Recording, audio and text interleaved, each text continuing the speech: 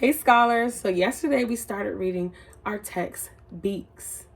And we learned about the song sparrow who has a small beak that it uses to peck, and the macaw who uses its heavy beak to crush. Today we're going to be learning about some new birds and how they use their beaks. As I read the text, I want you to focus on what the beaks look like and how the birds use their beaks to survive. Let's get started.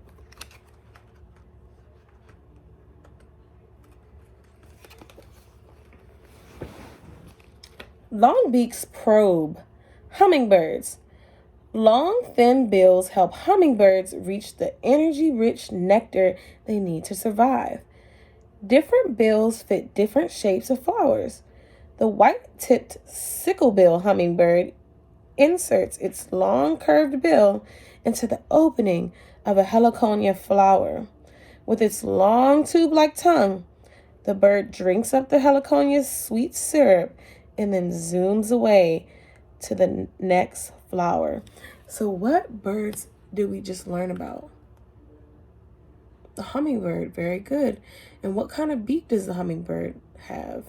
You can look at the picture or the text that we just read. Yeah, the hummingbird has a long beak that it uses to probe and drink nectar. Okay? Hooked beaks tear. Eagles and other birds of prey are hunters, and their beaks are designed to help them eat flesh. Bald eagles feed mostly on fish. They fly low over a lake or stream and snatch their prey up with their long talons. Who remembers what talons are? What are talons? Very good. The talons are their feet, those little claws. Okay? An eagle takes its fish to perch or nest. Then the bird uses its sharp hooked beak to strip away the fish's scaly skin and pick the meat off its bones. I know that sounds a little gross, scholars, but that's how they survive. So, what did we just learn about the eagle and its beak? Yep, we learned that it is a hooked beak, and we know that the hook is kind of like a curve, like how you see my finger. What else did we learn? How does the eagle use its beak to survive? Yep, it uses it to tear its food, and they mostly feed on fish, so it uses it to rip the scales off the fish and pick the meat off its bones, okay?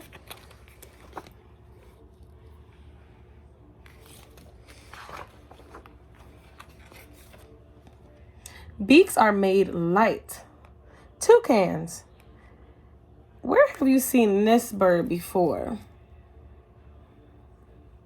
I know we've seen it in our bird book, but where might you have seen this bird at home or maybe in a grocery store? Yep, this is the bird from the Fruit Loops box, a toucan. Let's learn about toucans. A toucan's large, colorful beak looks heavy, but it is built like a honeycomb, and it's almost as light as a feather. The toucan uses its long beak. The toucan uses this long, light tool to pluck berries and insects from the tree branches. The beak also allows toucans to identify each other.